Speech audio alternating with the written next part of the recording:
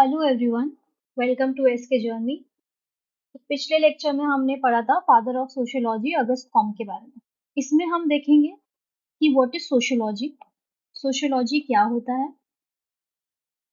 Different concepts of sociology, thinkers के perspective about the sociology and uses या importance of sociology. ये सारी चीजें हम इसमें देखेंगे। तो स्टार्ट करते हैं, व्हाट इज सोशियोलॉजी। सोशियोलॉजी क्या है? अब इसमें सोशियोलॉजी, व्हाट इज सोशियोलॉजी की 50 डेफिनेशन मैं आपको पीडीएफ में दे सकती हूँ, लेकिन मैंने नहीं दी है। हमारा गोल ही है कि सिंपल पढ़ना है और एग्जाम ओरिएंटेड पढ़ना है। 50 डेफिनेशन देके कोई फायदा नहीं है। एक डेफिनेशन दी है, उसको अच्छे से रट जाना, उसको घोल के पी लेना बस। नहीं तो 50 डेफिनेशन डाल के पीडीएफ भर सकती हूँ मैं भी, लेकिन मैंने वो नहीं किया है। ठीक है। So, what is sociology? It is a systematic study of society, social relationship and social institution. क्या पढ़ता है सोशियोलॉजी? सोसाइटी को पढ़ता है, सोशल रिलेशनशिप्स को पढ़ता है और सोशल इंस्टीट्यूशंस को पढ़ता है। ठीक है। Examines how people interact with each other, analyse pattern of social organisation to understand human behaviour. Human behaviour को समझने के लिए सोशल ऑर्गेनाइजेशन के पैटर्न को पढ़ता है। फॉर एग्जाम्पल, अगर एक सोशियोलॉजिस्ट को एक्सप्लोर करना है कि स्कूल का इन्वायरमेंट स्टूडेंट के एकेडमिक परफॉर्मेंस में कैसे इम्पैक्ट कर रहा है, राइट? इसका एक एग्जांपल मैं आपको देती हूँ। स्कूल का इन्वायरमेंट किस तरीके से स्टूडेंट के एकेडमिक परफॉर्मेंस को इम्पैक्ट कर रहा है, एकेडमिक परफॉर्मेंस को इम्पैक्ट कर रहा है, तो सोशियोलॉजिस्ट क्या फैक्टर्स कंसिडर करेगा? सोशियोलॉजिस्ट वहां पे देखेगा कि सोशो इकोनॉमिक स्टेटस कैसा है जो वहां पे स्टूडेंट्स पढ़ रहे हैं, पीयर रिलेशनशिप्स कैसे हैं, बच्चों के साथ रिलेशनशिप कैसे हैं, बच्चों के टीचर्स के साथ रिलेशनशिप कैसे हैं, टीचर्स की एक्सपेक्टेशंस क्या है। ये सारे फैक्टर्स वो एग्जामिन करेगा।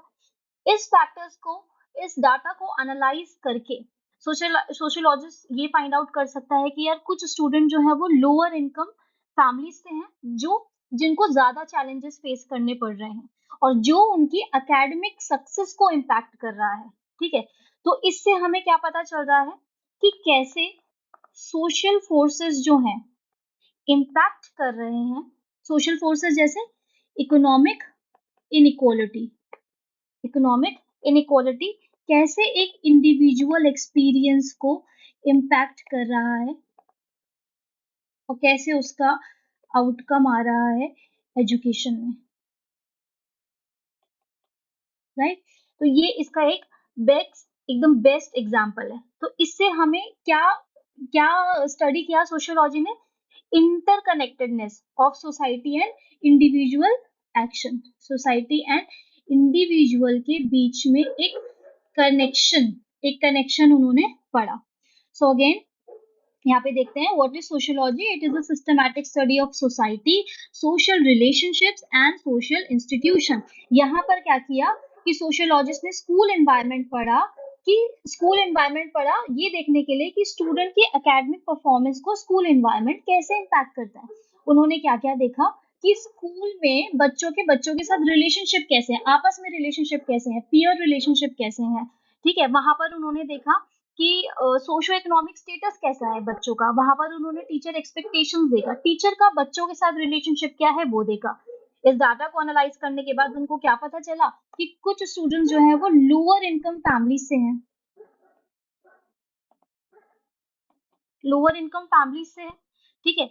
तो लोअर इनकम फैमिलीज वाले बच्चों को ज्यादा चैलेंजेस फेस करने पड़ रहे हैं, जिससे उनके एकेडमिक सक्सेस में प्रॉब्लम आ रही है, इम्पैक्ट आ रहा है। तो जो इससे हमारा क्या निकलता है कि सोशल फोर्सेस जैसे इकोनॉमिक इनइक्वालिटी कैसे इंडिविजुअल एक्सपीरियंस को इम्पैक्ट करते हैं। ठीक है। तो ये फर्स्ट चीज हो गई। नेक्स्ट इज, अब कॉन्सेप्ट्स में आते हैं। कॉन्सेप्ट्स में अगर हम देखें तो सोशियोलॉजी के कुछ कॉन्सेप्ट्स हैं। ये सारा बेसिक चल रहा है। मॉडर्निटी, आई नो कि फर्स्ट जो चैप्टर है, फर्स्ट यूनिट है वो मॉडर्निटी पे है, लेकिन वहां पर जाने से पहले थोड़ा सा हमको बेसिक्स पढ़ना पड़ेगा, थिंकर्स का पर्सपेक्टिव क्या है वो पढ़ना पड़ेगा। अभी हमने सिर्फ अगस्त कॉम के पर्सपेक्टिव को देखा था कि उनकी अप्रोच पॉजिटिविस्ट है। अभी हम धीरे धीरे थोड़ा थोड़ा इमाइल डर्खेम, वेबर, इन सब के बारे में पढ़ेंगे, सोशियोलॉजी के यूजेस के बारे में पढ़ेंगे, ठीक है, फिर धीरे धीरे मॉडर्निटी की तरफ जाएंगे। अगर मैं डायरेक्ट वहां से बता दूं आपको कि 5th सेंचुरी में रोमन रूल था, 5th से 5th सेंचुरी के बीच में डार्क एजेस थे, तो आप लोगों को भी मजा नहीं आएगा। थोड़ा सा हम पहले बेसिक्स करेंगे। अब कॉन्सेप्ट्स, अब हम की कॉन्सेप्ट्स देखते हैं सोशियोलॉजी के विद एग्जांपल्स, ठीक है। तो पहला अगर हम देखें तो सोसाइटी, राइट। अब सोशियोलॉजी क्या एग्जामिन करती है? सोशियोलॉजी एग्जामिन करती है how societies are organised and how they developed over a time. किस तरीके से सोसाइटी इवॉल्व होती है। सबसे पहले सोसाइटी क्या होती है? सोसाइटी की कुछ कैरेक्टरिस्टिक्स होती है। सोसाइटी की कैरेक्टरिस्टिक्स होती है जैसे कि पॉपुलेशन जो है should be more than one, territorial reason should be attached.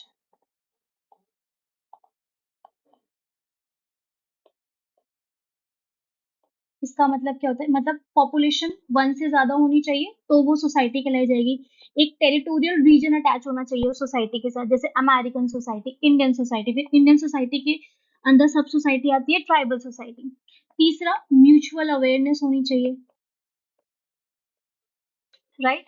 एक साइकिक यूनिटी होनी चाहिए, मतलब एक वननेस होनी चाहिए, सेंस ऑफ वननेस होनी चाहिए। म्यूचुअल अवेयरनेस होनी चाहिए कि what is acceptable and what is not acceptable in the societies. हमारे सोसाइटी के मेंबर्स कौन से हैं, तो ये सारा म्यूचुअल अवेयरनेस होनी चाहिए, राइट। और ये जो यूनिटी है ये कैसे आएगी? शेयर्ड कल्चर से आती है कि आपका कल्चर कैसा है, राइट, और आपकी म्यूचुअल अवेयरनेस कैसी है। आपको पता होना चाहिए कि आपकी सोसाइटी के मेंबर्स कौन से हैं, क्या एक्सेप्टेबल है, क्या डिविएंट माना जाएगा। एक सेंस ऑफ वननेस होनी चाहिए। ये कैरेक्टरिस्टिक्स होती हैं सोसाइटी की। तो कॉन्सेप्ट में सबसे पहले क्या है? सोसाइटी। तो सोशियोलॉजी एग्जामिन करते हैं कि कैसे सोसाइटी जो है वो ऑर्गेनाइज्ड हुई है and how they develop over a time. It looks how people fit into these structures and their roles. जैसे अगर हम देखें लार्ज सोसाइटीज लाइक इंडिया, अगर हम इंडियन सोसाइटी की बात करें तो यहाँ पर डिफरेंट डिफरेंट ग्रुप्स है पीपल का, which is based on factors like religion, caste, region, इन सब पे बेस्ड है। तो सोशियोलॉजी स्टडी करेगा कि कैसे ये ग्रुप आपस में इंटरैक्ट करता है और एक दूसरे को इन्फ्लुएंस करता है। First point, society done. Then is social institution. अब सोशल इंस्टीट्यूशंस कौन कौन होते हैं? तो सोशल इंस्टीट्यूशंस में आते हैं हमारी family, religion, education, economy, government. ये सारे क्या होते हैं? सोशल इंस्टीट्यूशन होते हैं। ये मेजर स्ट्रक्चर्स होते हैं। ये मेजर स्ट्रक्चर्स हमारी सोसाइटी बनाते हैं जिससे एक स्टेबिलिटी रहती है। तो हम इन सोशल, जो सोशियोलॉजी है इन सोशल इंस्टीट्यूशंस को पढ़ती है, ठीक है। ये सोशल इंस्टीट्यूशन से क्या बनती है? एक सोसाइटी। और इन सोशल इंस्टीट्यूशन से हमारी सोसाइटी में क्या आती है? एक स्टेबिलिटी आती है। जैसे फैमिली का अगर हम एग्जांपल दें तो फैमिली हमें वैल्यूज बताती है, नॉर्म्स बताती है, ट्रेडिशंस बताती है, हमें फ्यूचर रोल्स के लिए प्रिपेयर करती है। ये सारी डिटेल सोशल इंस्टीट्यूशन, सोशलाइजेशन, ये सब आगे जो आपका चैप्टर नंबर 5 है उसमें हम डिटेल में करेंगे। अब socialisation, what is socialisation? Socialisation होता है process through which people learn norms, values, customs of the society, ठीक है। और ये चाइल्डहुड से स्टार्ट होता है और this is never ending process. बचपन से स्टार्ट होता है, it continues through out the life.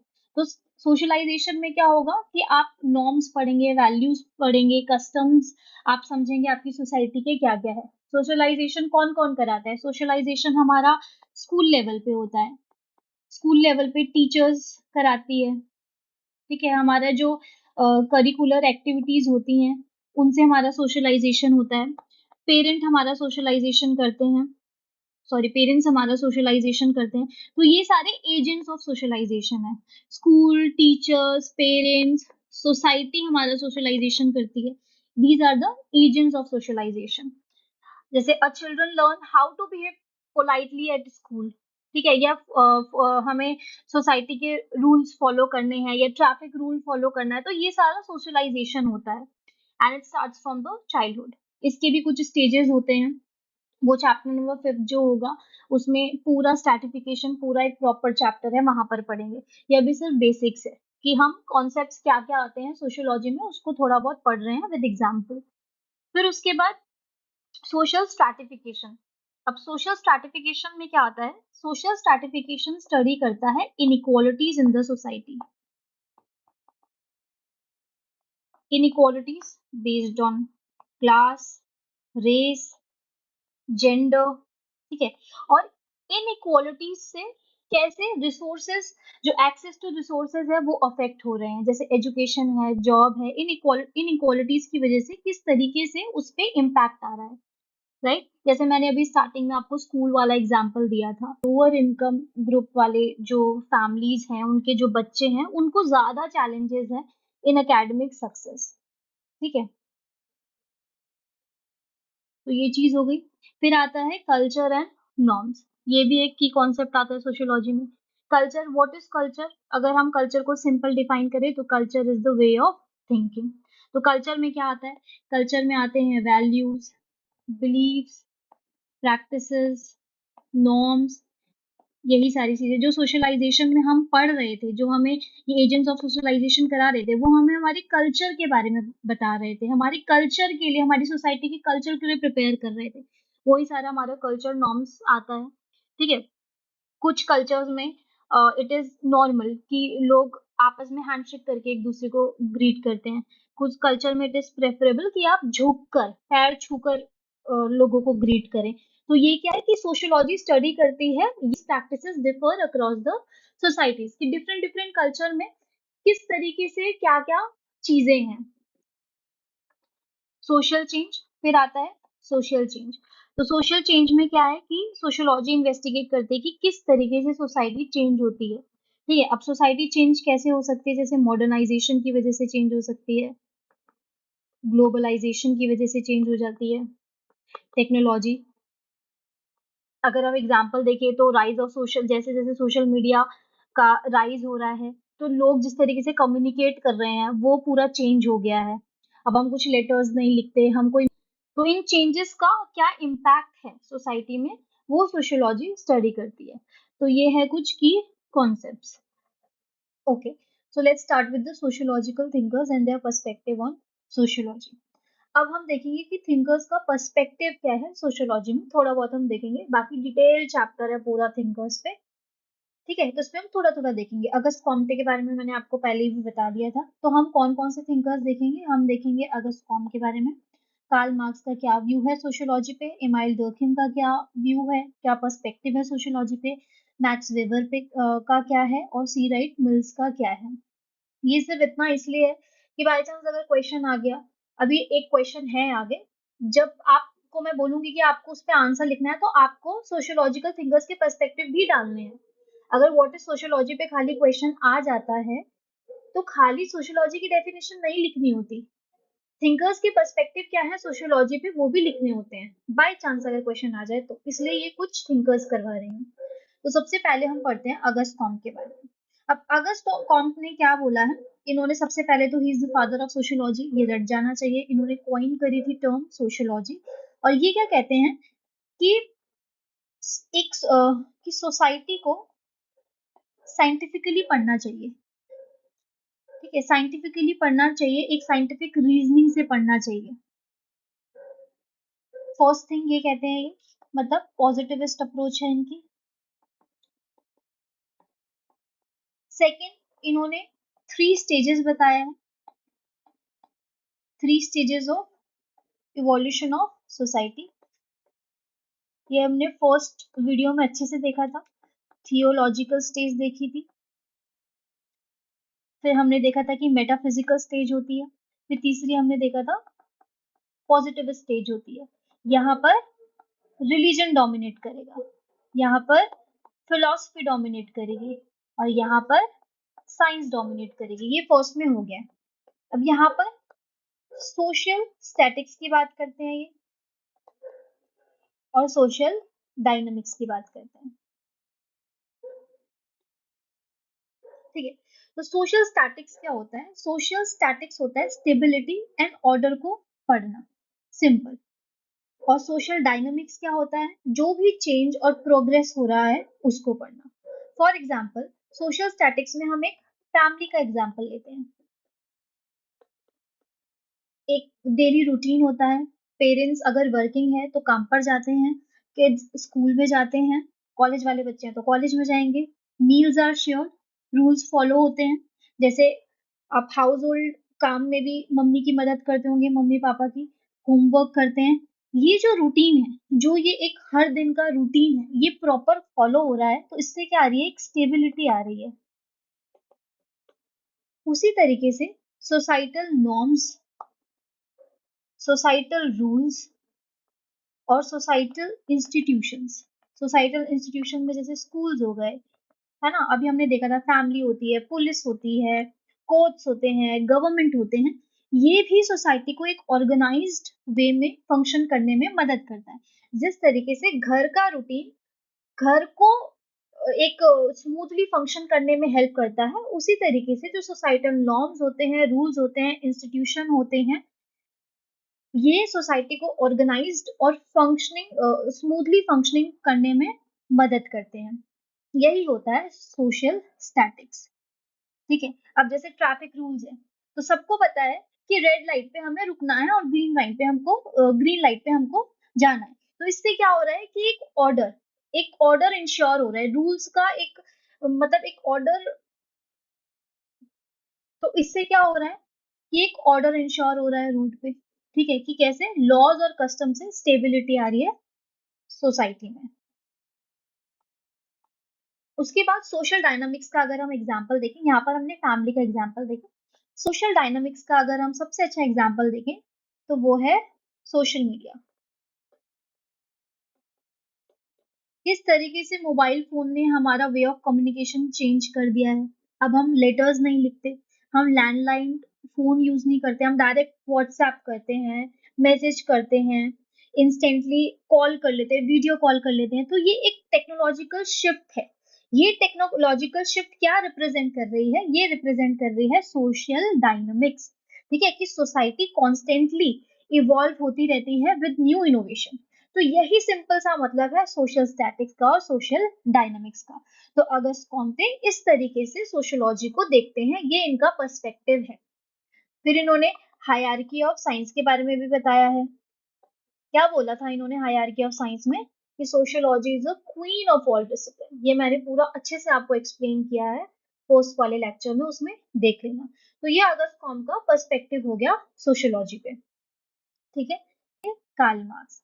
तो अगर हम कार्ल मार्क्स का देखें तो हम एक एग्जांपल से देखते हैं कि उन्होंने सोसाइटल एवोल्यूशन के बारे में क्या बताया है। उन्होंने बताया है कि सोसाइटी इवॉल्व हुई है प्रिमिटिव कम्युनिज्म से, फ्यूडलिज्म, फिर कैपिटलिज्म, सोशलिज्म एंड कम्युनिज्म, ये फाइनल स्टेज होती है। ये पीडीएफ में नहीं है, इसलिए नहीं है क्योंकि डिटेल में हम थिंकर्स के बारे, जब हम थिंकर्स का चैप्टर पढ़ेंगे उसमें करेंगे। ठीक है, ये सिर्फ एक पर्सपेक्टिव बता रही हूँ कि अलग अलग थिंकर्स का क्या क्या पर्सपेक्टिव है।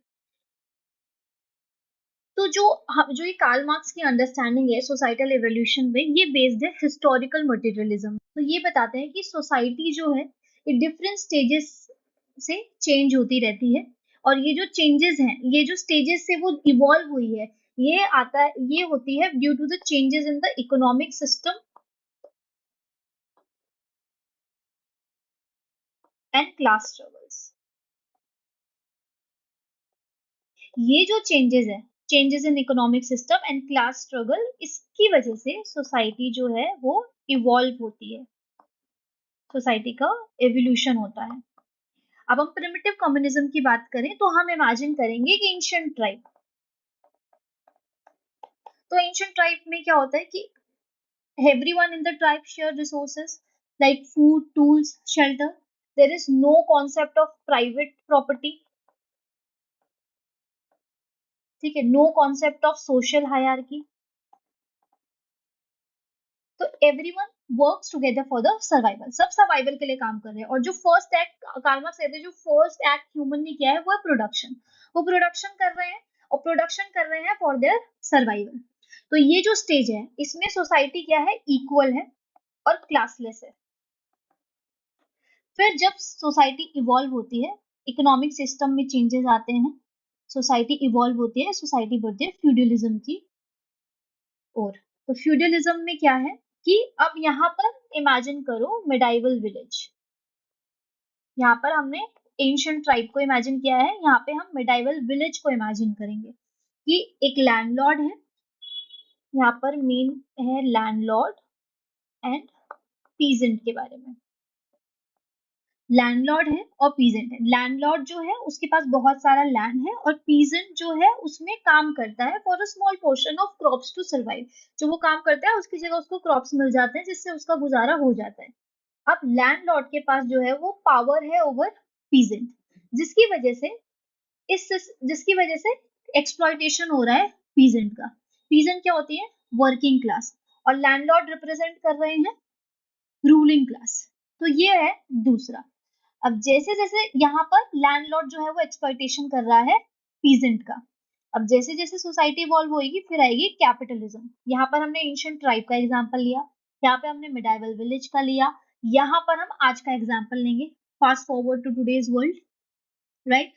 एक लार्ज कंपनी है जो फैक्ट्रीज ओन करती है, मशीन्स ओन करती है, और वर्कर्स हैं जो कुछ वेजेस के लिए वहां पर अपनी लेबर को सेल करते हैं, जो कुछ वेजेस के लिए पैसा कमाते हैं। A worker do not own means of production। means of production क्या होते हैं, जैसे फैक्ट्रीज हो गई, मशीन्स हो गई, तो मीन्स ऑफ प्रोडक्शन वो ओन नहीं करते, लेकिन वो क्या करते हैं कि गुड प्रोड्यूस कर रहे हैं कंपनी के लिए और कंपनी उसको बेच के प्रॉफिट कमा रही है। जो कंपनी है वो रिचर बनती जा रही है, लेकिन जो वर्कर है वो अपनी बेसिक नीड्स को भी पूरा करने के लिए स्ट्रगल कर रहा है, जिसकी वजह से इन दोनों क्लास में कॉन्फ्लिक्ट आएगा, हैव्स और हैव नॉट्स के बीच में कॉन्फ्लिक्ट आएगा, ठीक है। एक रेवोल्यूशन होगा और सोसाइटी इवॉल्व होगी और सोशलिज्म की तरफ बढ़ेगी। यहाँ पर क्या है, अब ये उसका एक फ्यूचर स्टेज है कि फ्यूचर में ऐसा होगा।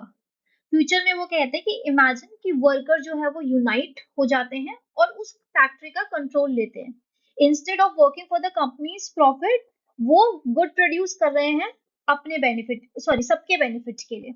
तो अब कोई भी एक्सप्लॉइटेशन नहीं होगा स्टेज में।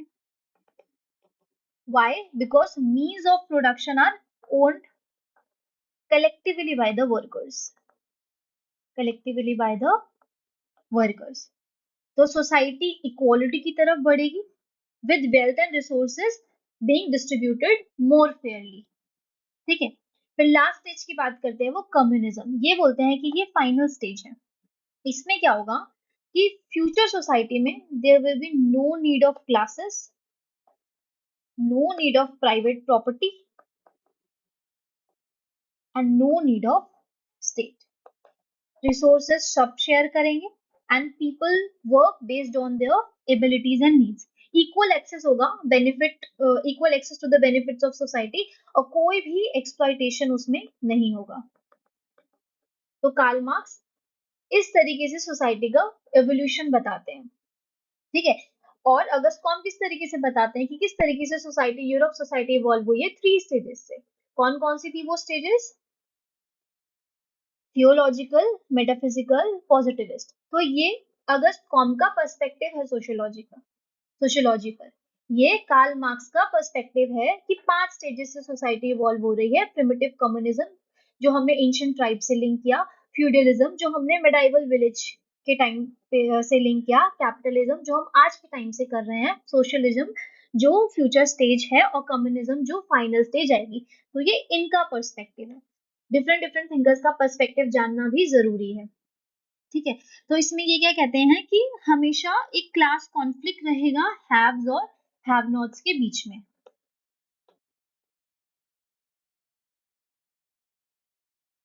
ये बोलते हैं कि हैव्स कौन होंगे? रिच, जिनके पास रिसोर्सेज है,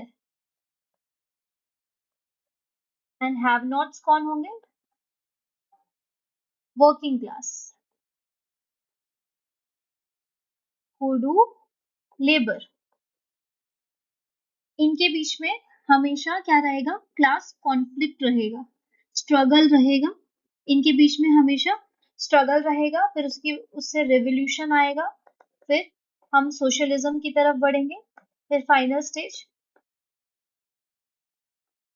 कम्युनिज्म की तरफ बढ़ेंगे। ठीक है, तो यहाँ पर स्ट्रगल है, फिर ये यूनाइट होंगे, एक रेवोल्यूशन आएगा, socialism, and final stage is communism. तो ये इनका पर्सपेक्टिव है। नेक्स्ट आते हैं हम इमाइल डर्खीम पे। सो इमाइल डर्खीम किस किस के बारे में बात करते हैं? इनकी थ्योरीज हैं, कार्ल मार्क्स की थ्योरीज हैं। एक तो हिस्टोरिकल मटेरियलिज्म है,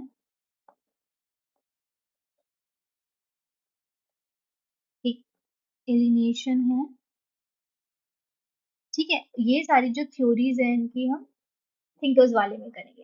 ये सिर्फ हल्का सा एक टेंट है पर्सपेक्टिव का कि उनका क्या पर्सपेक्टिव है। फिर आते हैं हम डर्खीम पे। सॉरी, अब डर्खीम की 3 थ्योरीज हैं। एक वो सोशल फैक्ट्स के बारे में बोलते हैं, एक उनकी सोशल फैक्ट्स पे है, एक डिवीजन ऑफ लेबर पे है, और एक सुसाइड की उन्होंने स्टडी करी है उस पे है।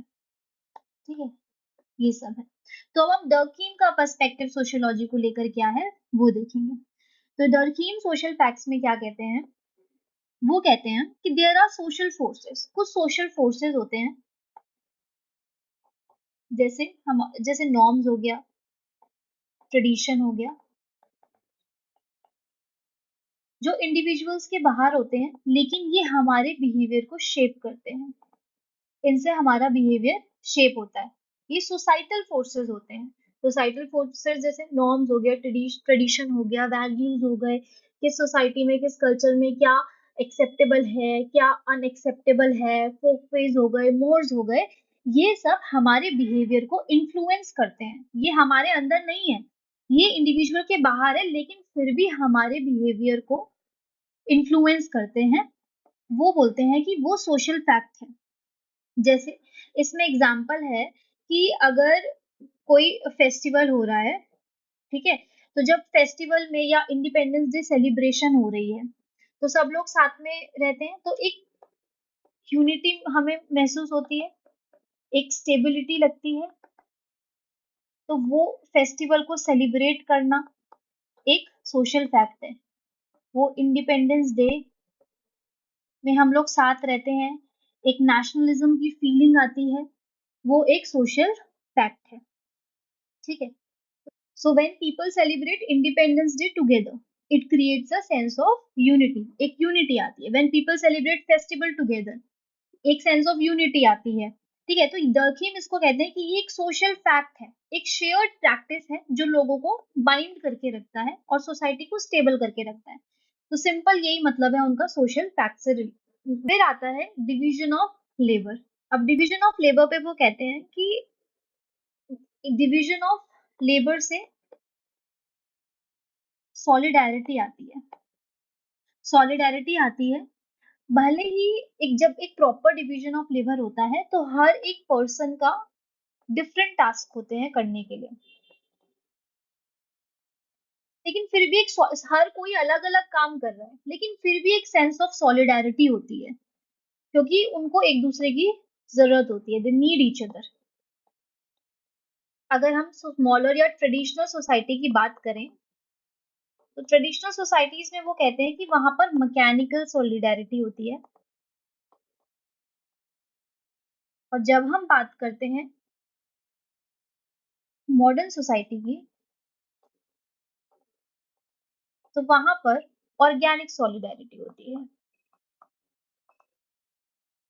तो डिवीजन ऑफ लेबर में वो सॉलिडारिटी की बात कर रहे हैं कि सबका अपना अपना काम है, each person has different task, लेकिन फिर भी एक सेंस ऑफ सॉलिडारिटी होती है। Division of labour solidarity create करता है because they need each other.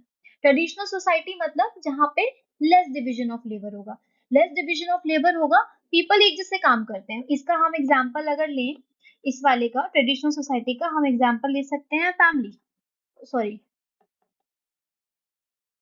अगर हम ट्रेडिशनल सोसाइटी का एग्जाम्पल लें तो इसका एग्जाम्पल हो सकता है फार्मिंग।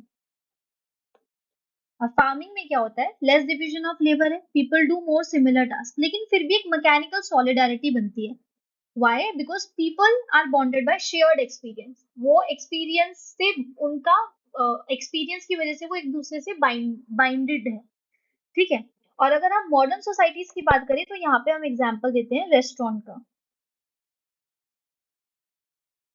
यहाँ पर क्या होगी, organic solidarity. People are bounded by their, यहाँ पर कैसे बाउंडेड होंगे पीपल, थिंक, यहाँ पर तो शेयर्ड एक्सपीरियंस है, यहाँ पर क्यों होंगे, यहाँ पर इसलिए because they are dependent on each other. एक रेस्टोरेंट का एग्जांपल लेते हैं। एक रेस्टोरेंट में डिफरेंट पीपल है, सबके अलग अलग स्पेसिफिक टास्क है। शेफ फूड प्रिपेयर करता है, वेटर ऑर्डर्स लेता है और सर्व करता है फूड को, डिश वॉशर प्लेट्स और यूटेंसिल्स धो रहा है, और कैशियर पेमेंट्स को हैंडल कर रहा है। सबकी अलग अलग काम है, लेकिन फिर भी एक दूसरे पे वो डिपेंडेंट है, जिससे क्या होगा कि रेस्टोरेंट जो है स्मूथली रन करेगा। शेफ डिपेंड है वेटर पे कि वो जाएगा और डिलीवर ऑर्डर्स को डिलीवर करेगा। वेटर डिपेंड है शेफ पे कि वो खाना बनाएगा तब वो डिलीवर करेगा। ये दोनों डिश वॉशर पे डिपेंडेंट है कि ये प्लेट धोएगा तब हम खाना सर्व करेंगे। तो सब एक दूसरे पे क्या है, डिपेंडेंट है। इसलिए यहाँ पर क्या है, ऑर्गेनिक सॉलिडारिटी है। ट्रेडिशनल सोसाइटी में कौन सी सॉलिडारिटी है, मैकेनिकल सॉलिडारिटी है। एग्जाम्पल क्या है इसका, फार्मिंग। सो ये डिविजन ऑफ लेबर में वो कहते हैं। अब सुसाइड, सुसाइड में वो क्या कहते हैं कि सुसाइड में कहते हैं, ये इनकी एक बहुत फेमस स्टडी है, हम इसको आगे पढ़ेंगे। इसमें कहते हैं कि जो सोशल फैक्टर्स होते हैं, सोशल फैक्टर्स जैसे हमारा रिलीजन, हमारी फैमिली, सोसाइटी, ये सब अफेक्ट करते हैं सुसाइड रेट को। ठीक है। दिस प्रूव कि हमारे जो पर्सनल एक्ट्स हैं, सपोज ये एक सुसाइड एक पर्सनल एक्ट है, ये भी सोसाइटी से इन्फ्लुएंस्ड होता है। तो इसमें सिर्फ ये कहते हैं, सिंपल सा इतना जान लो कि जो हमारे पर्सनल एक्ट हैं वो इन्फ्लुएंस्ड होते हैं सोसाइटी से। ठीक है। इसलिए हम देखते हैं कि आजकल बहुत मेंटल हेल्थ प्रोग्राम्स लॉन्च किए जाते हैं, काउंसलिंग होती है, स्कूल में काउंसलिंग होती है, कॉलेज में काउंसलिंग होती है, साइकेट्रिस्ट के पास लोग ज्यादा जाते हैं। तो ये सारी चीजें हो गई, ये सुसाइड स्टडी में जो इनकी स्टडी ऑन सुसाइड है उसमें बताते हैं। नेक्स्ट आते हैं वेबर। वेबर यहाँ पर बात करते हैं वर्स्टहन अप्रोच की। यहाँ पर सोशल एक्शन के बारे में बताते हैं वो, और एक ब्यूरोक्रेसी पे उनकी थ्योरी है, ये बताते हैं। सोशल एक्शंस के बारे में वो बोलते हैं, वो कहते हैं कि 4 तरीके के सोशल एक्शन होते हैं। एक होता है ट्रेडिशनल एक्शन, एक होता है अफेक्चुअल एक्शन, एक होता है वैल्यू रैशनल एक्शन, और एक होता है इंस्ट्रूमेंटल रैशनल एक्शन। जैसे अगर हम वर्स्टहन का सबसे पहले आप एग्जांपल देखो कि एक रिलीजियस कम्युनिटी को वो समझ रहे हैं, तो अगर एक सोशियोलॉजिस्ट जो है वो रिलीजियस कम्युनिटी को स्टडी कर रहा है, तो वो वहां पे जो रिचुअल्स हो रहे हैं सिर्फ उसको ऑब्जर्व नहीं करेगा, लेकिन लोग वो रिचुअल से क्या उनका मीनिंग जुड़ा हुआ है, क्या उनका बिलीफ जुड़ा है, उसको समझेगा, उसको अंडरस्टैंड करेगा। यही वर्स्टहन अप्रोच होती है। सिर्फ ऑब्जर्व करना कि हाँ ये रिचुअल्स हो रहे हैं, वो सिर्फ खाली वर्स्टहन नहीं है। वर्स्टहन अप्रोच क्या होती है कि मीनिंग और बिलीफ क्या है उस रिचुअल से रिलेटेड, उसको जानना। ये हो गया वर्स्टहन अप्रोच। सोशल एक्शन में वो 4 एक्शन के बारे में बात करते हैं। वो कहते हैं कि जो ट्रेडिशनल एक्शंस होते हैं, जो ट्रेडिशनल एक्शंस होते हैं वो कस्टम और हैबिट्स पे बेस्ड होते हैं। जैसे अगर आप फैमिली वेडिंग पे जा रहे हैं तो आप ट्रेडिशनल ड्रेसेस पहनेंगे, स्पेसिफिक रिचुअल्स होते हैं वहां पर जो जनरेशन से हो रहे हैं। ठीक है। तो आप इसको क्वेश्चन नहीं कर सकते, ये आपकी फैमिली ट्रेडिशन में है तो ये ट्रेडिशनल एक्शन है, आपको वो करने पड़ेंगे। ठीक है। एक होता है अफेक्चुअल एक्शन। अफेक्चुअल एक्शन में क्या होता है कि जो भी हम एक्शन कर रहे हैं वो हमारे स्ट्रॉन्ग इमोशन से ड्रिवन होता है। सपोज एंगर, फ्रस्ट्रेशन, इन सब के कारण हम प्रोटेस्ट कर रहे हैं, ठीक है, तो वो हमारी फीलिंग्स से फ्यूल्ड होते हैं वो एक्शन। ट्रेडिशनल एक्शन किससे है? हमारी कस्टम्स, हैबिट, ट्रेडिशनल वैल्यूज, इनसे है। अफेक्चुअल अफेक्चुअल हमारे इमोशन से जुड़े होते हैं, जैसे एंगर है, फ्रस्ट्रेशन है, एंगर फ्रस्ट्रेशन में आके हम प्रोटेस्ट कर रहे हैं, डिमॉन्स्ट्रेशन कर रहे हैं अगेंस्ट एनी इनजस्टिस, ये चीजें हो गई। एक होता है value rational action. Value rational action मतलब कि अगर आप एक्टिविस्ट हो, if you are an activist and you are working for environmental protection, तो आप प्लास्टिक यूज करना रिफ्यूज कर सकते हैं। It is not just for your convenience, लेकिन किसके लिए? कि आपको लगता है कि ये मॉरली रॉन्ग है, इससे प्लैनेट हार्म हो रहा है, तो ये क्या हो गया? Value action, sorry value rational action, ठीक है। अब एक होता है instrumental rational action. Instrumental action rational action क्या होता है? कि एक बिजनेस पर्सन है, वो इन्वेस्ट कर रहा है रिन्यूएबल एनर्जी टेक्नोलॉजी पे। उसको लग रहा है कि जब वो उसमें रिन्यूएबल एनर्जी टेक्नोलॉजी में इन्वेस्ट करेगा तो उससे उसको गुड रिटर्न, अच्छे बढ़िया रिटर्न आएंगे, तो ये एक इंस्ट्रूमेंटल रैशनल एक्शन है। ये पर्सनल बिलीफ से ज्यादा स्ट्रैटेजिक गोल पे डिसाइड किया है उसने। स्ट्रैटेजिक मतलब उसके गोल ओरिएंटेड है ये। ऊपर वाला वैल्यू रैशनल था, तो ये दोनों अलग है। यहाँ पर वो अपने पर्सनल बिलीफ की वजह से कर रहा है, यहाँ पर वो अपने स्ट्रैटेजिक गोल की वजह से वो कर रहा है। रिन्यूएबल एनर्जी में इन्वेस्ट करने का उसका ये नहीं है कि वो एक बहुत इन्वायरमेंट को प्रोटेक्ट करना चाहता है, उसका मेन है कि उसको गुड रिटर्न मिलेगा, तो स्ट्रैटेजिक गोल की वजह से कर रहा है। सो अब आता है ब्यूरोक्रेसी। ब्यूरोक्रेसी एक ऑर्गेनाइज सिस्टम है जिसमें टास्क डिवाइड है। ब्यूरोक्रेसी एक ऑर्गेनाइज सिस्टम है जिसमें जो टास्क है वो डिवाइडेड है। हर पर्सन का एक क्लियर रोल है। जब हर एक इंसान अपने रोल को ढंग से परफॉर्म करता है तो हर चीज स्मूथली चलती है, ठीक है, और इसी तरीके से जो है हर एक सिस्टम चलता है, ठीक है। तो की फीचर्स ब्यूरोक्रेसी में उन्होंने क्या बोला है? कि एक हायरार्की होती है, एक हायरार्की होती है, क्लियर चेन ऑफ कमांड होती है। जैसे स्कूल में प्रिंसिपल होते हैं, फिर वाइस प्रिंसिपल होते हैं, फिर टीचर्स होते हैं, फिर स्टूडेंट होते हैं, तो एक प्रॉपर एक हायरार्की होती है। हर एक पर्सन को पता होता है कि उनका बॉस कौन है। पहला फीचर ये होता है। दूसरा फीचर होता है कि रूल्स एंड रेगुलेशंस होते हैं। ये फीचर्स हैं, की फीचर्स है ब्यूरोक्रेसी के, कि first there is an hierarchy, second there is a rules and regulation. Rules and regulation होते हैं कि ब्यूरोक्रेसीज ऑपरेट होती है based on formal rules that everyone must follow. एक कंपनी है, उसमें एम्प्लॉय के भी कुछ रूल्स होते होंगे अबाउट द वर्किंग आवर्स, उनका ड्रेस कोड कैसे होगा, कितने टाइम पे उनको रिपोर्ट सबमिट करनी है, और पूरे जो भी वहां पर एम्प्लॉय है वो उन रूल को फॉलो करता है और इंश्योर करता है कि सब हर एक इंसान जो है उसी तरीके से बिहेव करे, सिमिलर सिचुएशन में रूल्स को फॉलो करे, रेगुलेशन को फॉलो करे। फिर तीसरा डिवीजन ऑफ लेबर होता है। जॉब्स जो है वो स्पेसिफिक टास्क में ब्रेक होती है, सबका अपना अपना काम होता है। जैसे एक हॉस्पिटल है, डॉक्टर है, नर्सेज है, क्लीनिंग स्टाफ है, सबके स्पेसिफिक रोल्स होते हैं। डॉक्टर्स पेशेंट को ट्रीट करेगा, नर्स हेल्प करेंगी विद केयर, रिसेप्शनिस्ट हैंडल करेंगे अपॉइंटमेंट्स। तो सारे लोगों का अपना अपना एक टास्क होता है। फिर इम्पर्सनैलिटी होती है। इम्पर्सनैलिटी मतलब जो डिसीजन है वो रूल्स एंड फैक्ट्स के बेसिस पे लिए जाएंगे, पर्सनल प्रेफरेंस के बेसिस पे नहीं लिए जाएंगे, ठीक है। फिर मेरिट बेस्ड एडवांसमेंट। आपको प्रमोशन तभी मिलेगा अगर आपने अच्छा काम किया है, आपने अपने स्किल्स को प्रूवन किया है, ना कि आप बॉस के फ्रेंड है इसलिए, ठीक है। तो people are hired and promoted based on their qualification and performance, not on the basis of the personal connections. तो ये क्या है? ये ब्यूरोक्रेसी की कैरेक्टरिस्टिक्स उन्होंने बताई हैं। अब सिंपल अगर हम एक एग्जांपल, इस पूरे को अगर हम समझे तो एक एग्जांपल लेते हैं पोस्ट ऑफिस का। पोस्ट ऑफिस में एक हायरार्की होती है। पोस्ट मास्टर इंचार्ज होता है, फिर पोस्टल क्लर्क्स होते हैं, फिर डिलीवरी वर्कर्स होते हैं, ठीक है। और सबको पता है उनका बॉस कौन है। हर पर्सन किसी ना किसी जो उससे ऊपर लेवल पे है, हायर लेवल पर है, उसको रिपोर्ट करता है। हायरार्की हो गई। फिर रूल्स एंड प्रोसीजर्स होते हैं, वहां पर प्रॉपर रूल्स एंड प्रोसीजर्स होते हैं। कि अगर आपको लेटर मेल करना है तो आपको कुछ कुछ स्टेप्स फॉलो करने होंगे। आपको उसको एनवेलप में डालना होगा, करेक्ट एड्रेस डालना होगा, स्टैम्प बाय करना होगा और उसको मेल बॉक्स में डालना होगा। फिर वहां पर डिवीजन ऑफ लेबर भी रहती है। एक कुछ वर्कर होगा जो काउंटर हैंडल करेगा, जिसमें स्टैम्प्स वगैरह बाय कर सकते हैं। कुछ मेल्स को सॉर्ट कर रहा होगा, कुछ डिलीवर करेगा आपके हाउस पे। पोस्ट ऑफिस आपके कुछ हाउस में, सॉरी, पोस्टमैन आपके हाउस में डिलीवर करेंगे। तो सबके पास स्पेसिफिक जॉब है करने के लिए। फिर इम्पर्सनैलिटी, हर एक staff, the post office staff treats everyone equally.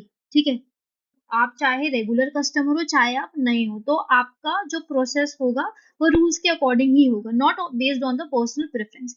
फिर इसमें मेरिट बेस्ड जॉब होती है। जो पोस्टल वर्कर्स होंगे, they are hired based on their qualification and performance, not because they know the boss. So इस पूरे ब्यूरोक्रेसी के कंसेप्ट से वो क्या समझाना चाहते हैं कि ब्यूरोक्रेसी एक मशीन की तरह है। हर एक पार्ट का कोई ना कोई रोल है और everything runs smoothly because of rules, clear responsibility and efficiency. ये जो सिस्टम है, this system help large organization handled complex task in an organized and fair way. इसको आप अप्लाई कर सकते हैं एक बड़े लार्ज ऑर्गेनाइजेशन में, जिससे आप एक बड़े कॉम्प्लेक्स टास्क को ऑर्गेनाइज्ड और फेयर वे में कर सकते हैं। तो वो यही कहते हैं कि हर एक ऑर्गेनाइजेशन में ये सारी चीजें होनी चाहिए प्रॉपर। यही वो ब्यूरोक्रेसी से समझा रहे थे। तो ये हो गए। अब आते हैं सी राइट मिल्स। सी राइट मिल्स का कॉन्सेप्ट है concept of sociological imagination. Concept of sociological imagination. अब कॉन्सेप्ट ऑफ सोशियोलॉजिकल इमेजिनेशन क्या होता है? इसमें ये होता है कि आपको ये मदद करता है क्रिटिकल थिंकिंग में। It encourages people to think beyond their immediate personal experience and understood how their lives are shaped by broader societal structure, historical forces and cultural norms. आपकी नैरो पेरोकियल माइंडसेट को ये change करता है broad minded, rational और legal तरीके से सोचने में। एग्जाम्पल सिंपल, इसको एक एग्जाम्पल से करते हैं कि अनएम्प्लॉयमेंट। इसमें पर्सनल व्यू, पर्सनल इश्यूज या view versus public issue view का कॉन्सेप्ट समझो, ये पूरा समझ आ जाएगा। तो पर्सनल व्यू, अब इन अनएम्प्लॉयमेंट का हम एग्जाम्पल लेते हैं। अगर हम अनएम्प्लॉयमेंट का एग्जाम्पल लें तो मेरा पर्सनल व्यू या मेरा प्राइवेट ट्रबल क्या होगा कि यार मैंने जॉब लूज कर दी क्योंकि शायद मैं सही नहीं थी, मैंने ढंग से काम नहीं किया, या मैं आई डिडंट नेटवर्क प्रॉपर्ली। लेकिन इसका एक अदर व्यू भी है, सोशियोलॉजिकल व्यू। ये मेरा पर्सनल व्यू है। मुझे लगता है कि मेरी जॉब इसलिए नहीं मिल पा रही है या इसलिए मैंने अपनी जॉब मतलब मेरी छूट गई क्योंकि मैं अच्छी नहीं थी काम करने में, मैंने ढंग से नहीं किया। तो सोशियोलॉजिकल व्यू क्या होता है कि यार अनएम्प्लॉयमेंट तो बहुत सारे लोगों को अफेक्ट कर रही है। ये जरूरी नहीं है कि पर्सनल फेलिंग की वजह से हो, इसके तो बहुत सारे अदर फैक्टर्स भी हो सकते हैं। इकोनॉमिक रिसेशन हो सकता है, टेक्नोलॉजिकल एडवांसमेंट हो सकता है, ग्लोबलाइजेशन हो सकता है, गवर्नमेंट पॉलिसी हो सकती है। तो मुझे जॉब नहीं मिल रही है, इसलिए भी तो हो सकता है कि इकोनॉमिक रिसेशन आ गया हो, इसलिए भी तो हो सकता है कि टेक्नोलॉजिकल एडवांसमेंट हो गया हो, ऑटोमेशन ने रिप्लेस कर दी जॉब्स, ग्लोबलाइजेशन की वजह से कंपनी जो है वो चीपर लेबर वाले कंट्रीज में शिफ्ट हो गई है, या गवर्नमेंट पॉलिसी इस तरीके से है ही नहीं, उनके एडिक्वेट जॉब ट्रेनिंग प्रोग्राम्स है ही नहीं जिससे वो सपोर्ट कर सके जॉब क्रिएशन। तो पर्सनल व्यू में मैंने क्या देखा कि मेरे को जॉब नहीं मिल रही है, शायद मैं ही वो हूँ। लेकिन सोशियोलॉजिकल व्यू में अगर हम देखें तो अनएम्प्लॉयमेंट तो बहुत सारे लोगों को इफेक्ट कर रही है, लार्ज नंबर ऑफ पीपल को इम्पैक्ट कर रही है ना। So it can't be just due to personal feelings. We have to look at the larger forces at play, जैसे economic recession, technological advancement, globalization, government policy. तो इनका concept of social imagination क्या कहता है कि आप अपने पर्सनल एक्सपीरियंस के बियॉन्ड सोचो, ठीक है। आप ब्रॉडर सोशल स्ट्रक्चर को देखो जो शेप करती हैं चीजों को, तो ये क्रिटिकल थिंकिंग में मदद करते हैं। Helps in critical thinking. एक और एग्जांपल बताते हैं मेंटल हेल्थ का। एक अनएम्प्लॉयमेंट का है, और अगर नहीं समझ आया तो दूसरा मेंटल हेल्थ का एग्जांपल देख लेते हैं। A person might suffer from anxiety and depression. Anxiety है, डिप्रेशन है, उसे पर्सनल वीकनेस आ रही है, and the person is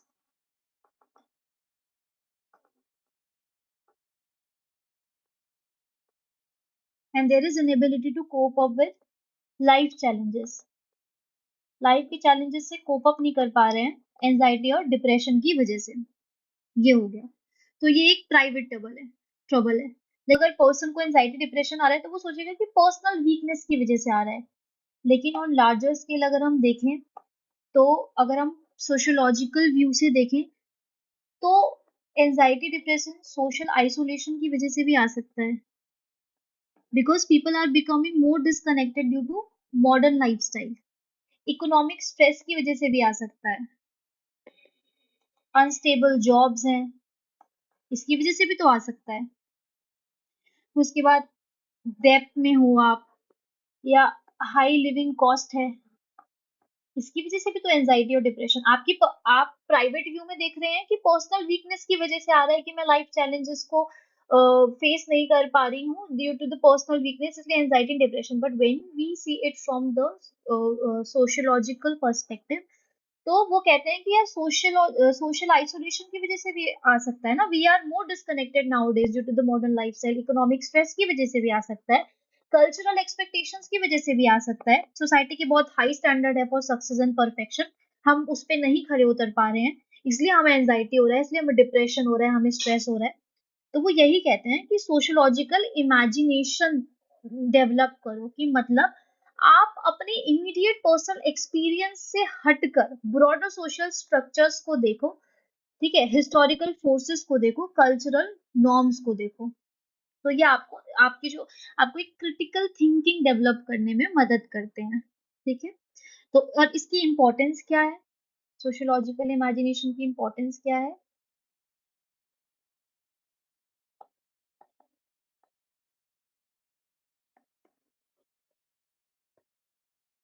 empathy helps people understand the experience of others, ठीक है, क्योंकि उनको रियलाइज करता है कि individual issues are often tied to the large forces. ये सोशियोलॉजिकल इमेजिनेशन वाला जो है, जो ये एम्पैथी वाला है कि आपका इंडिविजुअल इश्यूज जो है वो लार्जर सोशल फोर्सेस से टाइड है। एक और ने और किसने कहा था, डर्कीम ने कहा था, जो हमने सुसाइड वाली स्टडी में कहा था। फिर क्रिटिकल थिंकिंग में मदद करते हैं। Sorry, empathy critical thinking, it encourages people to question and analyze structure of society। खुद को पर्सनली ब्लेम करने से ज्यादा आप क्वेश्चन कर सकते हैं कि यार सोसाइटल स्ट्रक्चर कैसा है, इंस्टीट्यूशन कैसे, सोसाइटी ने कितना एक हाई स्टैंडर्ड क्रिएट कर रखा है। और तीसरा इंपॉर्टेंस है सोशल चेंज। जब आपको समझ आ गया कि जो ये अनएम्प्लॉयमेंट है, ये मेरी पर्सनल फीलिंग्स, ये मैं सोच रही हूँ, लेकिन और भी तो फोर्सेस हैं। अगर हम देखें, economic recession, technological advancement, government policies, या जो ये मेंटल हेल्थ प्रॉब्लम हो रही है, इसके और भी तो फोर्सेज है। तो आप क्या करेंगे, पब्लिक इशू को रिकॉग्नाइज करेंगे कि क्या क्या पब्लिक इशू है, और उसके लिए आप एक सिस्टमैटिक चेंज के लिए एडवोकेट करेंगे, rather than just individual solution. आप पूरा सिस्टम बदलने की कोशिश करेंगे। तो ये है सी राइट मिल्स के कॉन्सेप्ट ऑफ सोशियोलॉजिकल इमेजिनेशन।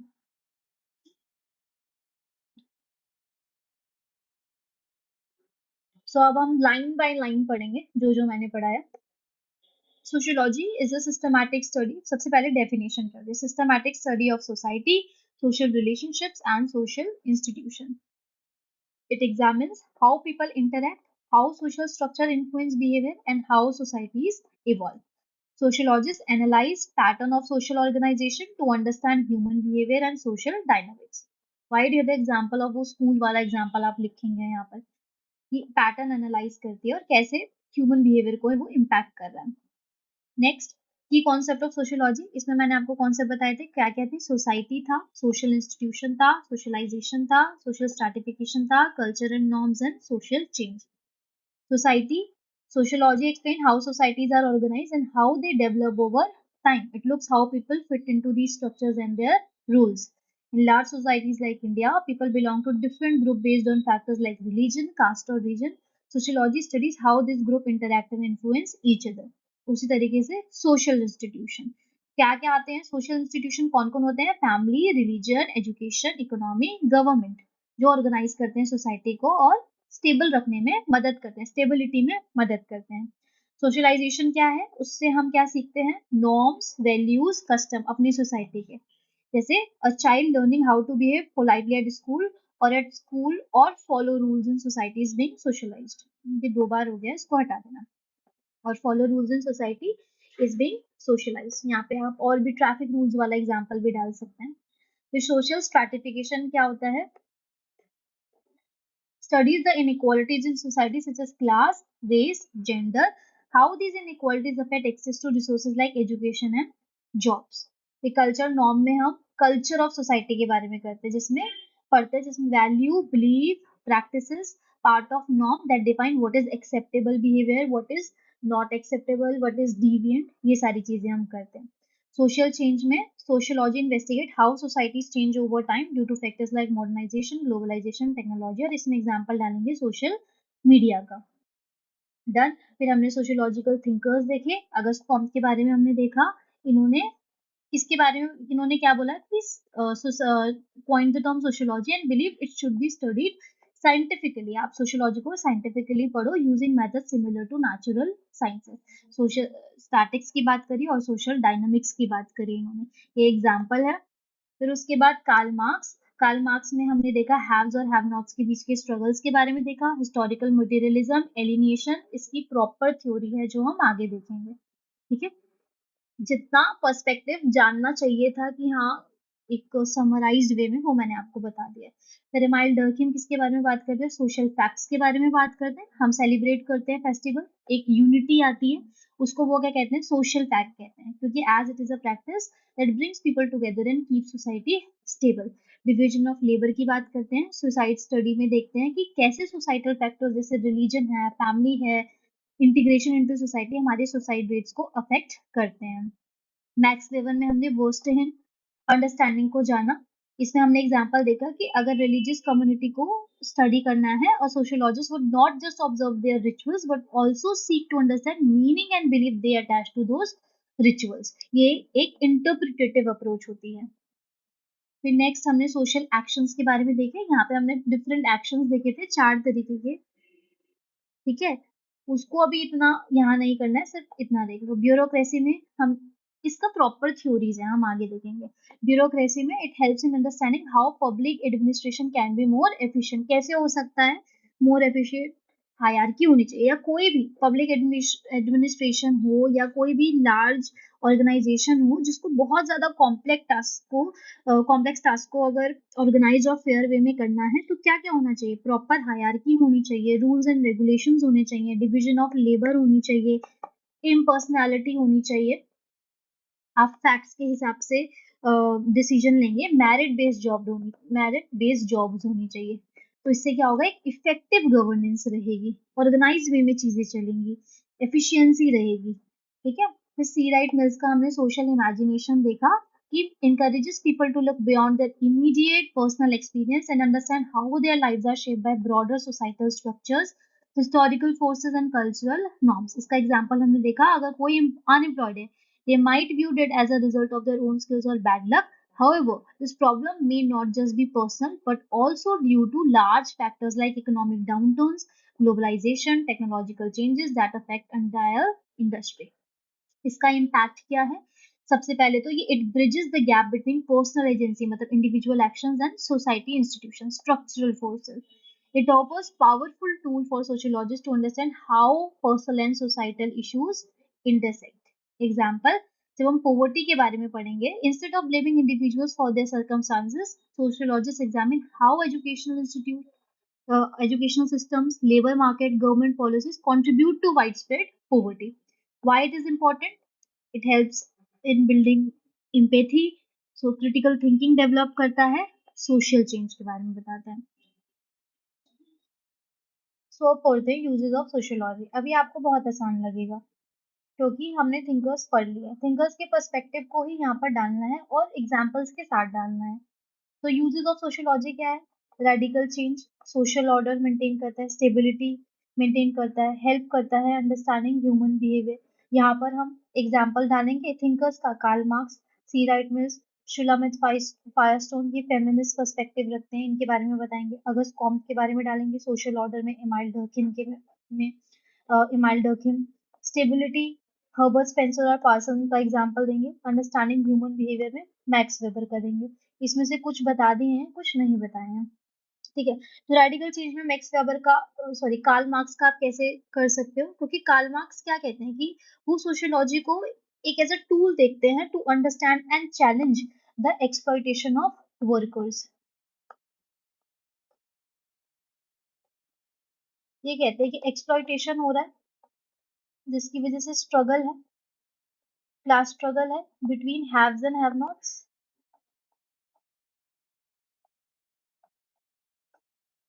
एक दिन ये सब यूनाइट हो जाएंगे, एक रेवोल्यूशन आएगा और क्लासलेस सोसाइटी बनेगी.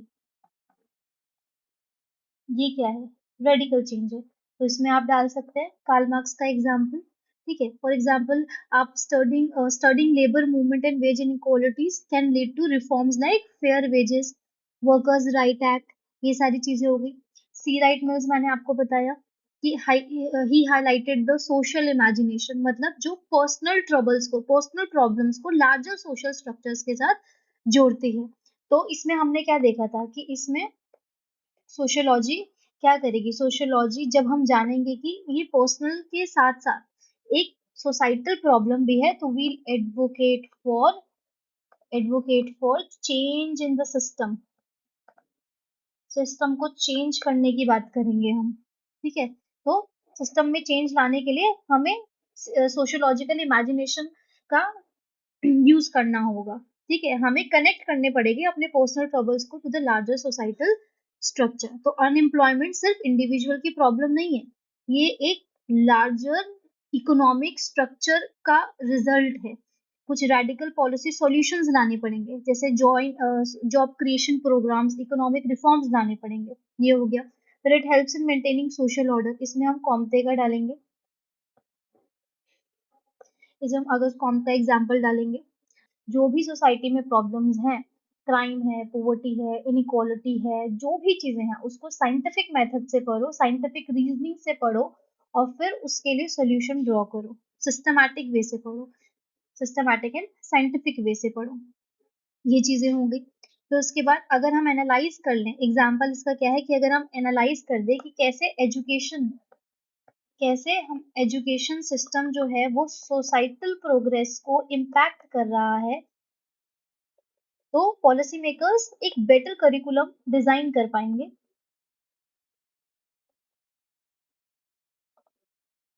जिससे इनइक्वालिटी रिड्यूस हो जाएगी, एजुकेशन बेटर हो जाएगी, सोशल ऑर्डर मेंटेन हो जाएगा. ठीक है. तो किसी भी प्रॉब्लम को सिस्टमैटिकली वे से पढ़ो. ठीक है. और उससे सिस्टम एक साइंटिफिक और सिस्टमैटिक सॉल्यूशन लेके आओ. तो डर्किम जो है वो सोशल फैक्ट्स के बारे में बोलते हैं, जैसे वो वैल्यूज हैं, नॉर्म्स हैं, स्ट्रक्चर्स हैं, ये ह्यूमन बिहेवियर को शेप करते हैं और इससे सोशल कोहेजन आती है.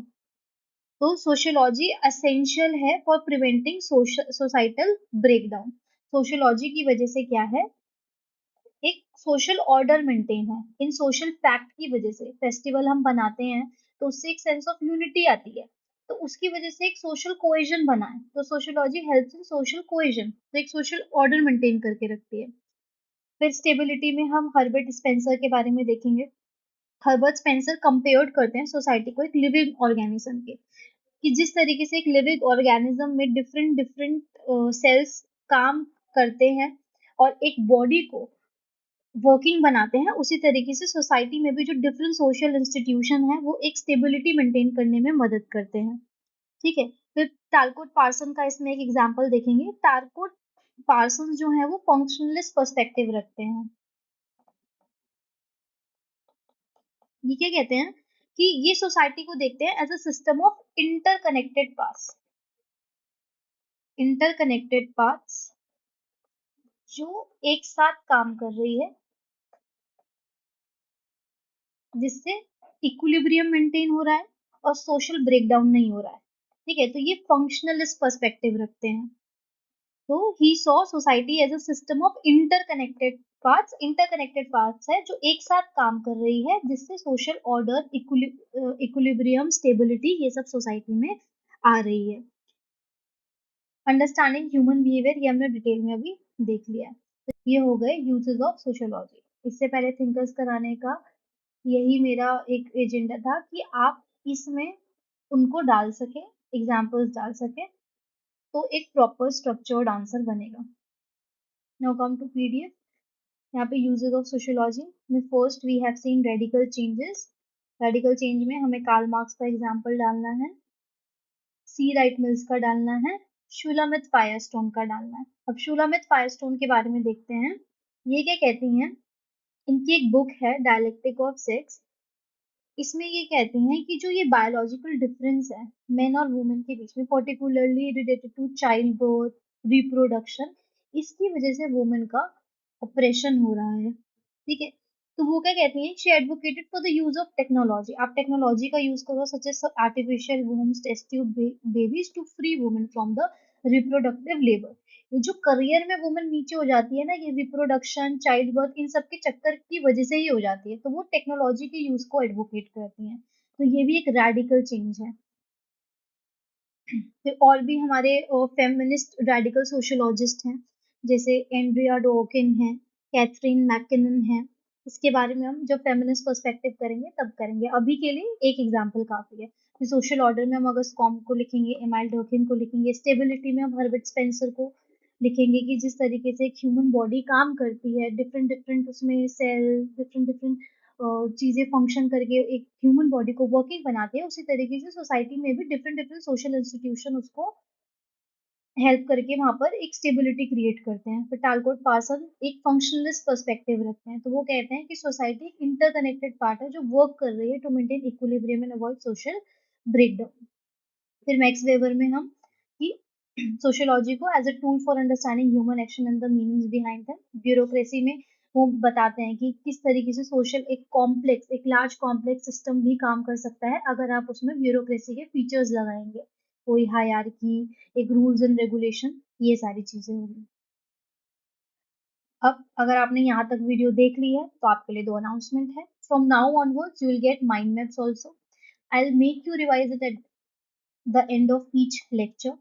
I'll give you question to practice related to the topic. ठीक है, PYQ भी और पोटेंशियल क्वेश्चन भी, जो भी मुझे उस टॉपिक से लगेगा। तो पहला क्वेश्चन, ये तो PYQ ही है, ये मैंने आपको खुद से दिया है। तो discuss the significance of sociology as a discipline in understanding the dynamics of society. ये इतना पढ़ा दिया है, इतना पढ़ाने में इतना आपको लिखना आ जाना चाहिए। स्टार्ट करो, अगर नहीं लिखा है तो स्टार्ट करो, लिखना होगा, धीरे धीरे ही होगा। एंड नेक्स्ट है write a short note on C Wright Mills concept of sociological imagination. Examples खुद से भी सोचने हैं, मैंने दो एग्जाम्पल दिए हैं, अनएम्प्लॉयमेंट का दिया है, मेंटल हेल्थ पे दिया है, आप खुद से भी सोच के लिख सकते हैं। ठीक है, जितना एग्जाम्पल्स डालोगे, जितना थिंकर्स डालोगे, जितने अलग अलग पर्सपेक्टिव को डालोगे, उतना आंसर अच्छा होगा। Now this is mind map. हमने कल पढ़ा था अगस्त कॉम्ट के बारे में, राइट? हमने क्या देखा था? हमने इंट्रोडक्शन में देखा था कि he is the father of sociology, coined the term in 1839, played pivotal role in sociology as independent discipline, laid groundwork for understanding society through societal lens। ये हो गया इंट्रोडक्शन। उसके बाद फिर हमने थ्योरीज देखी थी, positivism, law of three stages, social statics and the social dynamics, hierarchy of sciences and sociology as a science. ये रिवीजन। अब आपको क्या करना है? आपको आपको वीडियो देखनी है, उसके बाद आपको पीडीएफ रीड करनी है, उसके बाद आपको ये माइंड मैप पढ़ना है, काम खत्म। और जो आंसर दे रहे हैं, जो क्वेश्चन दे रहे हैं, उस पे आंसर्स लिखने हैं, काम खत्म। First is video, second is PDF, third is mind map. बस, कोई तोप थोड़ी ना है सोशियोलॉजी, इतना ही करना है। आपका इजी बनाने के लिए हमने ये माइंड मैप भी बना दिया ताकि रिवीजन आसान हो।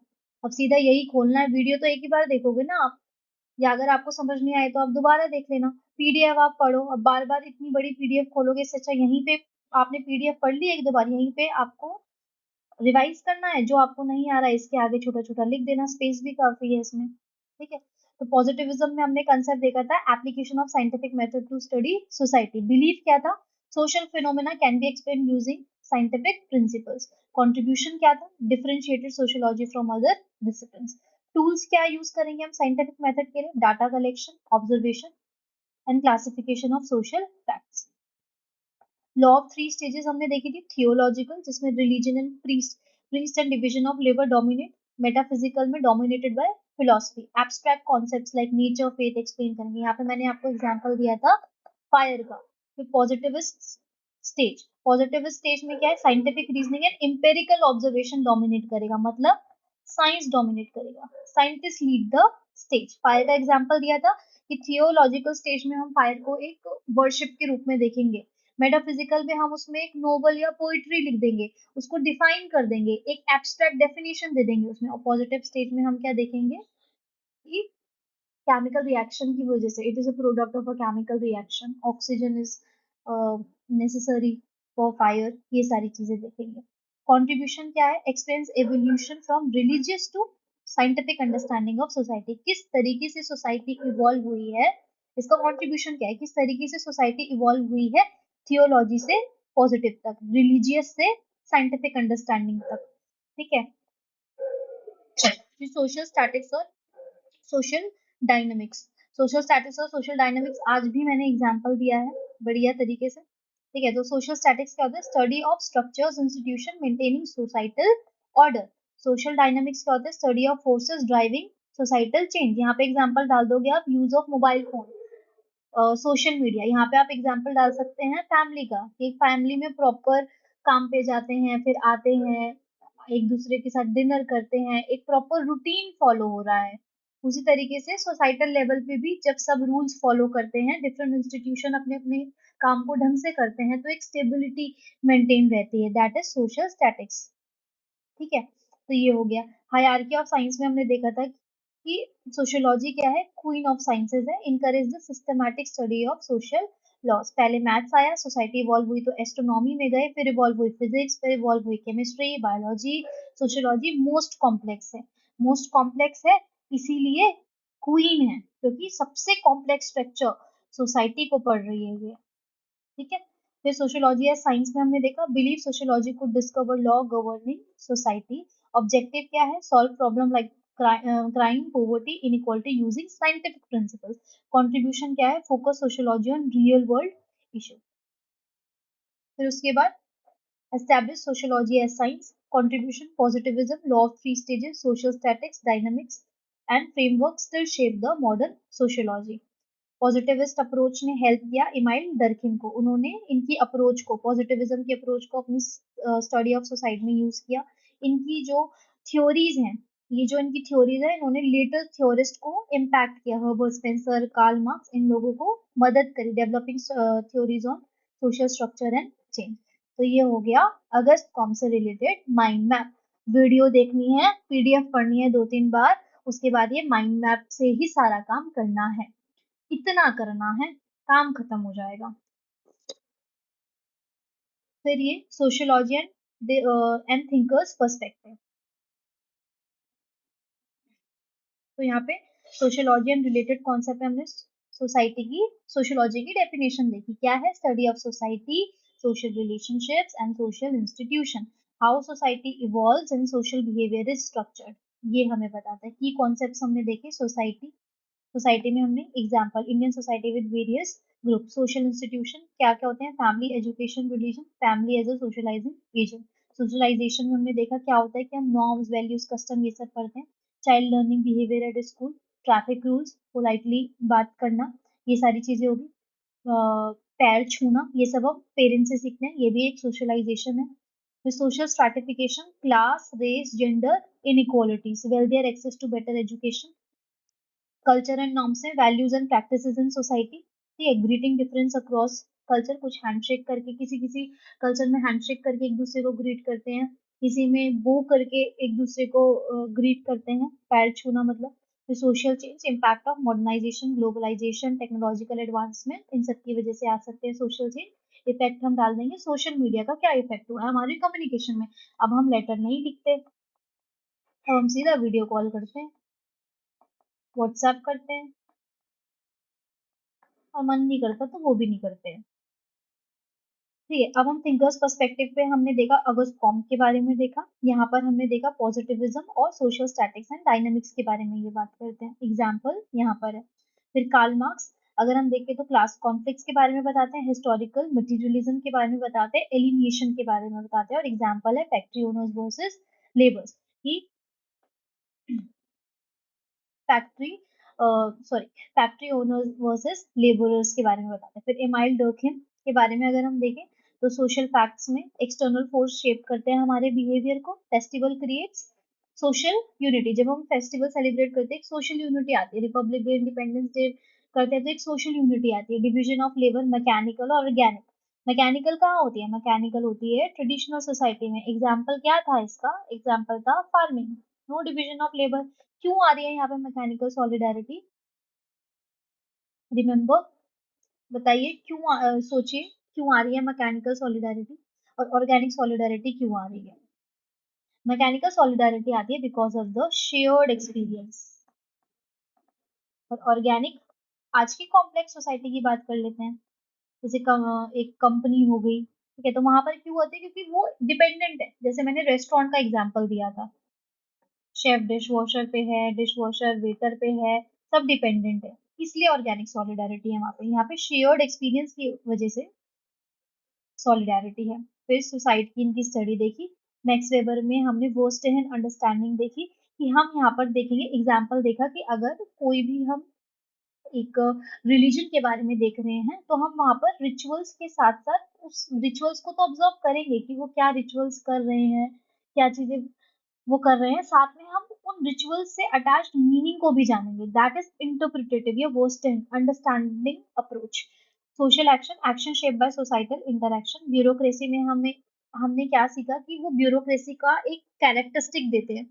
ये कैरेक्टरिस्टिक देने का उनका मतलब ये है कि इन कैरेक्टरिस्टिक को आप जो लार्ज कॉम्प्लेक्स सोसाइटीज है जहां पर आप एफिशिएंट वे में काम करवाना चाहते हैं वहां पर डालिए, तो वहां पर स्मूथ, एफिशिएंटली, इफेक्टिवली काम होगा। कि किसी भी ऑर्गेनाइजेशन में एक हायरार्की होनी चाहिए, उसके बाद रूल्स एंड रेगुलेशंस होने चाहिए, ये सारी चीजें। सी राइट मिल्स में हमने सोशल इमेजिनेशन देखा, और इसमें हमने क्या सीखा कि we have to link our personal problems to societal problems. इसमें अनएम्प्लॉयमेंट का एग्जांपल पीडीएफ में है, और एक मैंने आपको मेंटल हेल्थ पे भी प्रॉब्लम दिया है, सॉरी मेंटल हेल्थ पे प्रॉब्लम नहीं दिया है, एग्जांपल दिया है। फिर यूजेस ऑफ सोशियोलॉजी, कुछ नहीं, यही सारी चीजें को यहाँ पर डाला है। वो समझाया इसलिए था ताकि यूज ऑफ सोशियोलॉजी में डाल दो। तो रेडिकल चेंज में मदद करता है, सोशल ऑर्डर मेंटेन करता है, स्टेबिलिटी मेंटेन करता है, ह्यूमन बिहेवियर को और सोशल सिस्टम को समझने में मदद करता है। यहाँ पे एग्जांपल्स दे देंगे हम, कार्ल मार्क्स का, सी राइट मिल्स का, शूलामित फायरस्टोन का, ऑगस्ट कॉम का, यहाँ पर इमाइल डर्किन, हर्बर्ट स्पेंसर, टालकोट पर्सन, और ये एग्जांपल्स भी है। मतलब इस पीडीएफ में आपको थिंकर्स भी हैं, उससे रिलेटेड एग्जांपल्स भी हैं, ठीक है। फिर इम्पैक्ट ऑन सोशियोलॉजिकल थॉट, ये सी सी राइट्स मिल का जो सोशियोलॉजिकल इमेजिनेशन है उसके बारे में है, कि Mill social imagination connecting individual action to societal forces, studying poverty as a societal issue. आप पर्सनल दोष मत दीजिए, सोसाइटल इश्यूज के हिसाब से कीजिए। Why important, create sympathy, develop critical thinking and helps in social change. आप सिस्टम को क्वेश्चन करने लगते हैं जब आप जान चाहते हैं कि ये जो अनएम्प्लॉयमेंट है ये पर्सनल के साथ साथ एक लार्जर सोशल स्ट्रक्चर की वजह से भी है, तो आप गवर्नमेंट पॉलिसी को क्वेश्चन करते हैं ये सारी चीजें हमें। सो lastly, thank you if you have watched till now. आपका काम मैंने बता दिया है, पीडीएफ पढ़ना है आपको, ठीक है। पहले आपको वीडियो लेक्चर देखना है, फिर आपको पीडीएफ पढ़नी है 2-3 बार, फिर आपको माइंड मैप से ही सब रिवाइज करना है, ठीक है। आंसर्स आप लिखिए। Thank you. नेक्स्ट लेक्चर के साथ मिलेंगे जब भी मैं अपलोड करूंगी। बाय।